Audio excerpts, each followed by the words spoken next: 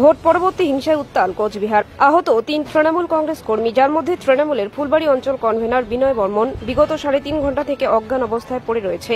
হাসপাতাল সূত্রে জানানো হয়েছে মৃত্যুর সঙ্গে পাঞ্জা লড়ছেন তিনি। কোচবিহার জেলা তৃণমূল যুব সভাপতি কমলেশ অধিকারী জানান, গতকাল তৃণমূল কংগ্রেসের জয়লাভের পরে নিজেদের অস্তিত্ব খুঁজে পাচ্ছে না বিজেপি, তাই তারা সন্ত্রাসের আশ্রয় নিয়েছে। গতকাল রাতেই বিনয় বর্মনের উপর অতর্কিত হামলা চালায় বিজেপি আশ্রিত দুষ্কৃতীরা।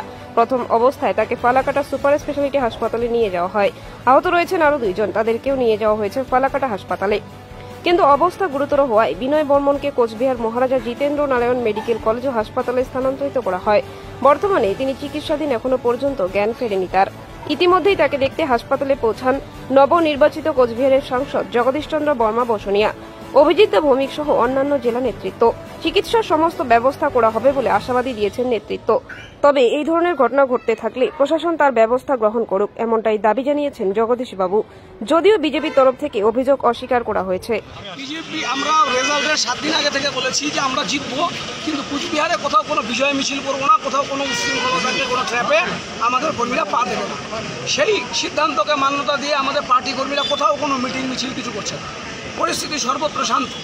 বিজেপির যে ক্রিমিনালরা হেরেছে তাদের হাতে প্রচুর অস্ত্র মজুত করা ছিল, তারা নির্বাচন পরবর্তী পরিস্থিতিতে একটা ভায়োলেন্স তৈরি করার জন্য আমবাড়ি ভজনপুর, যেটাকে ডাওয়াপুরি অঞ্চল নাটাবাড়ি অ্যাসেম্বলিতে পড়ে, সেখানে রেজ্জাক মিয়া এবং তার দাদা সহ সেখানে 3 জন কর্মীকে আজকে বন্দুক নিয়ে হামলা করে তাদেরকে গ্রিভাস ইঞ্জুরি, যাদের 7 পার্ট ইঞ্জুরি হয়েছে, সেরকম কিছু অস্ত্র নিয়ে তাদের উপর হামলা হয়েছে।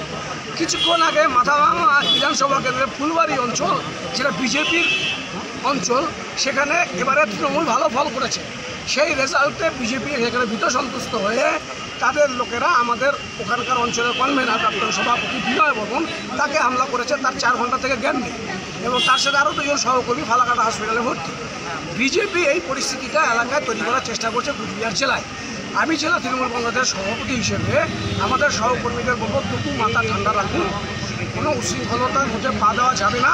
প্রশাসনকে বলবো, জেলা পুলিশ সুপার যিনি আছেন তাদেরকে অনুরোধ করবো ইমিডিয়েট ব্যবস্থা গ্রহণ করুক। যদি ব্যবস্থা গ্রহণ করতে বিলম্ব হয়ে যায়, পরিস্থিতি হাতের নিয়ন্ত্রণে বাইরে চলতে পারে।